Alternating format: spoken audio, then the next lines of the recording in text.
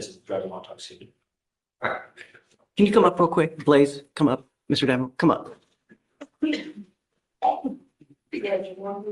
Sure, on the record.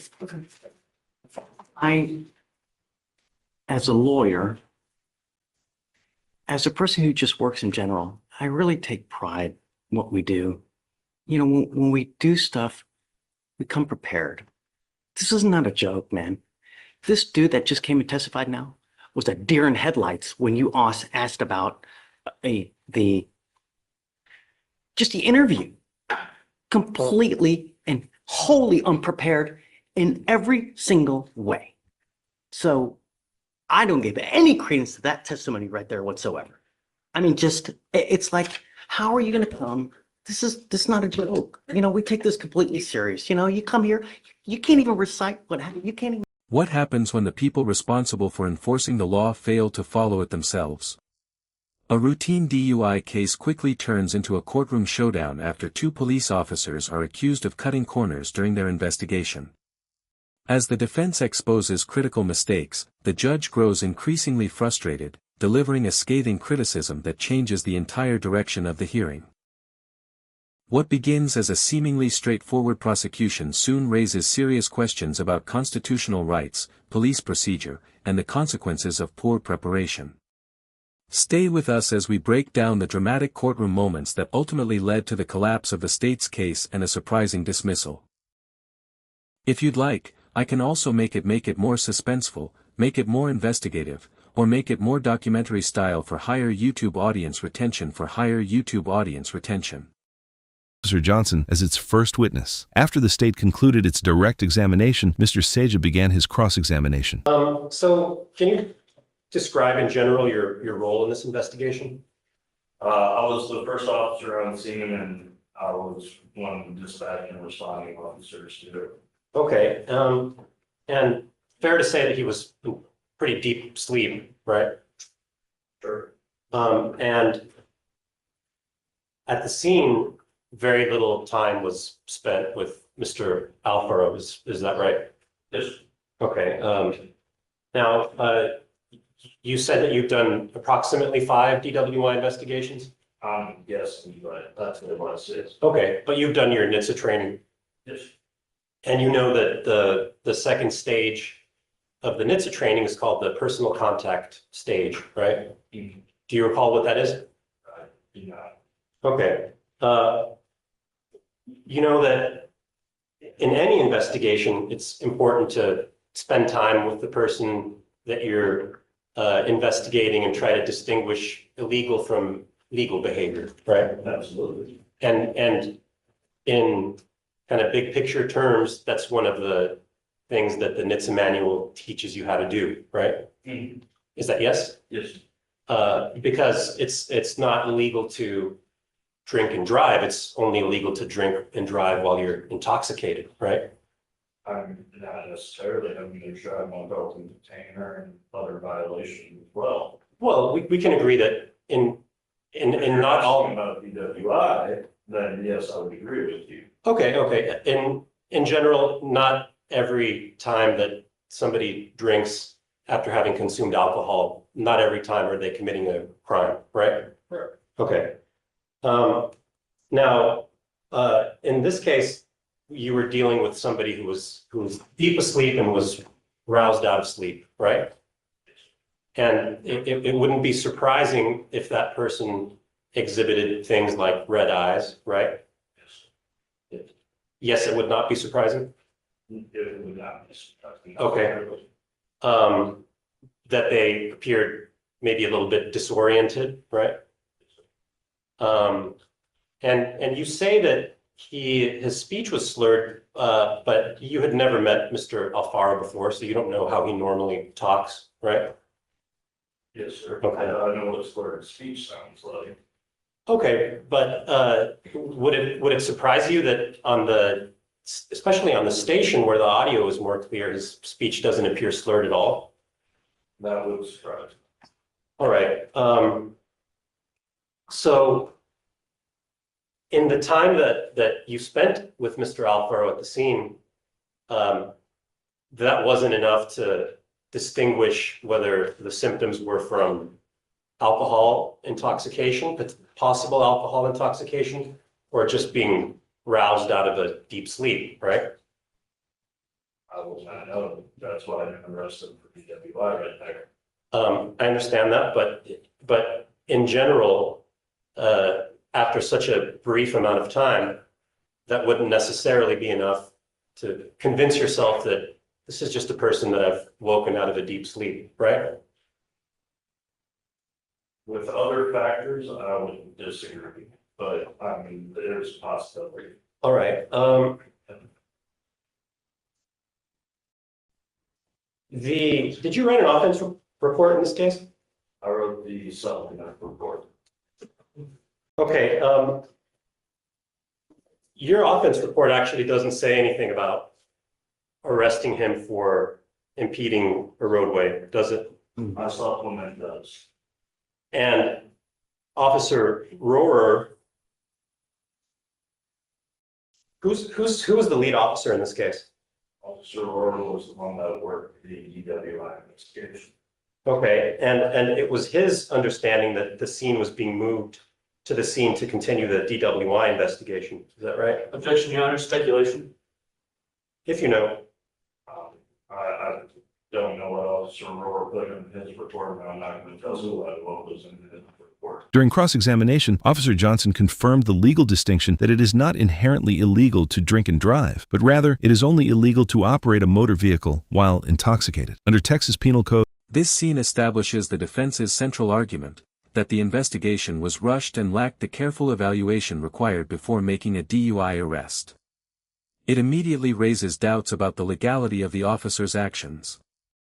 Section 49.01(2), intoxicated is defined as either not having the normal use of mental or physical faculties by reason of the introduction of alcohol or drugs, or having a blood alcohol concentration of 0.08 or higher. Mr. Seja argued that the officer's on-scene handling of the encounter lacked reasonable investigation and due diligence, emphasizing that Officer Johnson spent a minimal amount of time conducting a field investigation and rapidly escalated the encounter from a routine traffic contact or welfare check directly to a custodial DWI arrest and station transport without establishing sufficient probable cause. Under standard National Highway Traffic Safety Administration, known as NHTSA, a police officer's investigation should involve adequate time during the personal contact phase to evaluate clues and rule out innocent alternative explanations, such as a driver exhibiting red eyes and disorientation simply from being suddenly awakened from a deep sleep. Since Officer Johnson had done only approximately 5 DWI investigations throughout his career, Mr. Seja's approach seems to undermine the officer's level of preparedness and competence for the alleged misdemeanor, demonstrating how a lack of field experience can lead to a rushed and unreliable legal assessment. After Officer Johnson was excused, the state called Officer Brian Rohrer, a designated specialized DWI investigator, to the stand, to whom Officer Johnson had turned over custody of Mr. Alfaro at the processing center. This is a critical turning point because it shifts the focus from the defendant's behavior to the officer's lack of experience and preparation, strengthening the defense's claim that constitutional procedures were not followed. Situation where there was an emergency going on, right?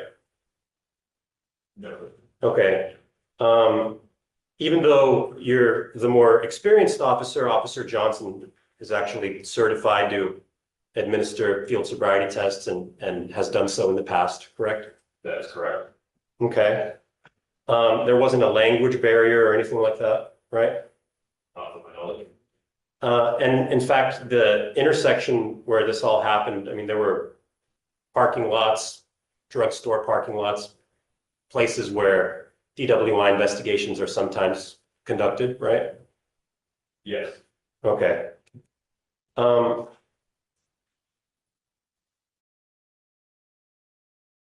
So, in other words, there was nothing to stop the DWI investigation from being conducted where it was there at the scene of the incident. Nothing that you can point to, is there?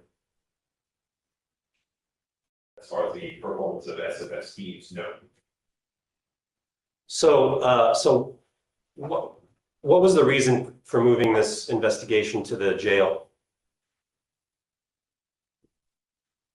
To bring him to a member of our DWI task force who is better suited to performance of the SFSTs and to provide a space more conducive to performance of the SFSTs. Okay, but if you had wanted to, it could have been this, or if, not you personally, but if law enforcement in this case had wanted to, this investigation could have been pursued more diligently. Objection, Your Honor, speculation. Oh. If there's a lot of sufficient space in a safe place, that again has sufficient space and level ground to perform the SFSTs, i.e. a space and level surface. This admission is one of the strongest moments for the defense. It suggests there was no legitimate reason to transport the defendant before establishing probable cause, potentially making the detention unconstitutional. Of petroleum. It is significantly faster.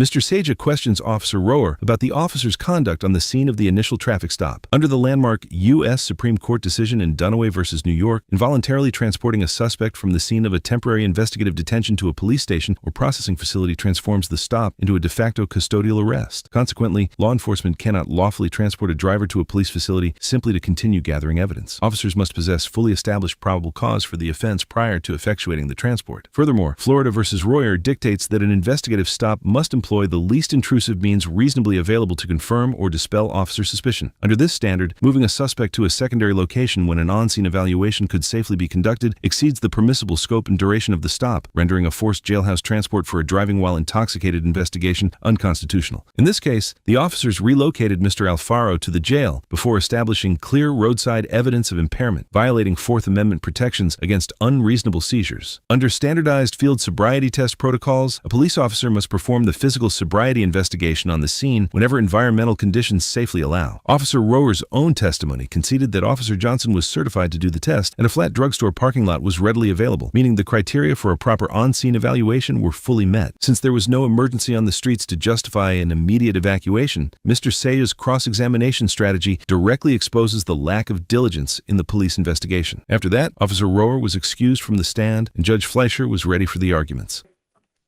Argument. Thank you, Your Honor. Your Honor, the state offers three arguments here. First is that clearly under the traffic code, Officer Johnson had probable cause to arrest the defendant at the scene for the traffic violation. Upon arrival, the officer could clearly see that the defendant was parked in a moving lane of traffic in violation of traffic code section 545-363. And 545.302. That arrest is clearly authorized under traffic code section 543.001. And after that arrest, once the officer had transported the defendant, then a separate DWI investigation took place, which is clearly legal and proper and does not violate any of the defendant's Fourth Amendment rights.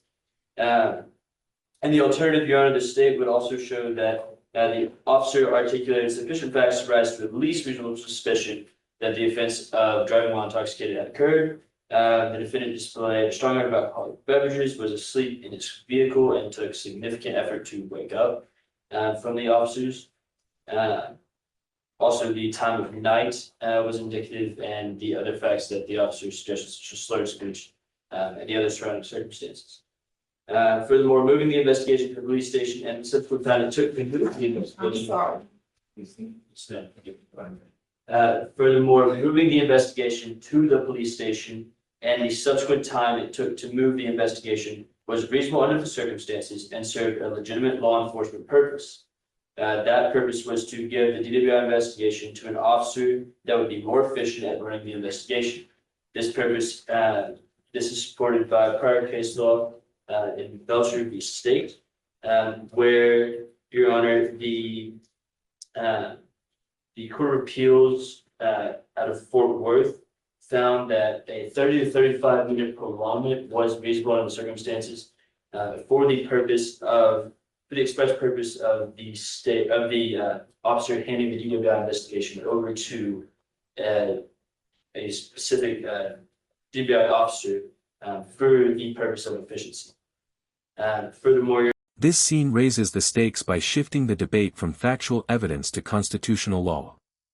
The outcome now depends on whether the judge believes the officers respected the defendant's legal rights. Can you come up real quick? Blaze, come up. Mr. Demo, come up. Sure, on the record.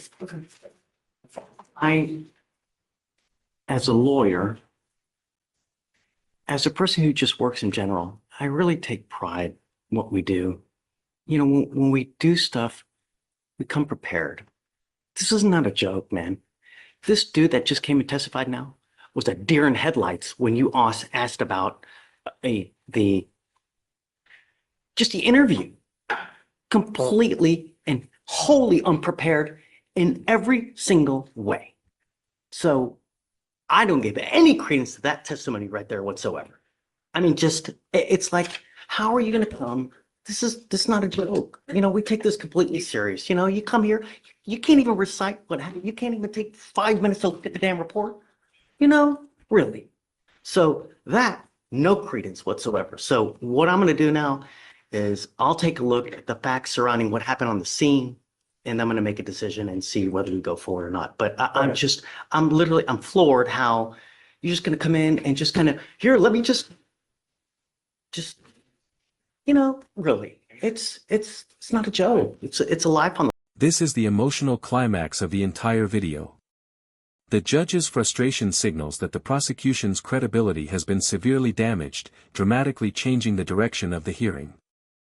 Ross, a trial judge acts as the absolute sole judge of witness credibility and the weight given to any testimony during a suppression hearing. Because of this, prosecution witnesses are expected to properly refresh their present recollection prior to testifying pursuant to Texas Rule of Evidence 612. Failing to thoroughly review offense reports risks exposing a fatal lack of independent memory on the stand, which undermines the state's burden of proof. After the hearing, Judge Fleischer granted the motion to suppress, and because this was a dispositive hearing, the ruling stripped the state of its evidence, and the case was dismissed. This case reminds us of the critical importance of the specific facts in a case and the necessity for law enforcement to strictly adhere to proper constitutional procedures and investigative protocols. In criminal defense, the state's case relies entirely on the constitutional integrity of the initial police contact, detention, and subsequent arrest. During the cross-examination, Mr. Seja exposed Officer Johnson and Officer Rower's lack of due diligence and examination. Through questioning, the defense highlighted that Officer Johnson completely bypassed standardized field sobriety tests at the scene, despite having the opportunity and tools readily available to conduct them. Furthermore, the cross-examination of Officer Roher revealed a profound lack of basic case preparation, culminating in the judge explicitly dismissing his testimony due to his inability to recall or substantiate the foundational details of the encounter. When officers don't do a proper investigation, they risk transforming a standard investigative detention into an unconstitutional de facto arrest. And by taking shortcuts, law enforcement commits a fatal procedural error. Ultimately, when police conduct falls short of these legal requirements, it results in a direct breach of the Fourth Amendment's protection against unreasonable seizures.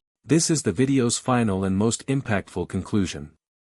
The dismissal demonstrates how procedural mistakes and constitutional violations can outweigh the prosecution's allegations, reinforcing the importance of proper police investigations and adherence to legal standards.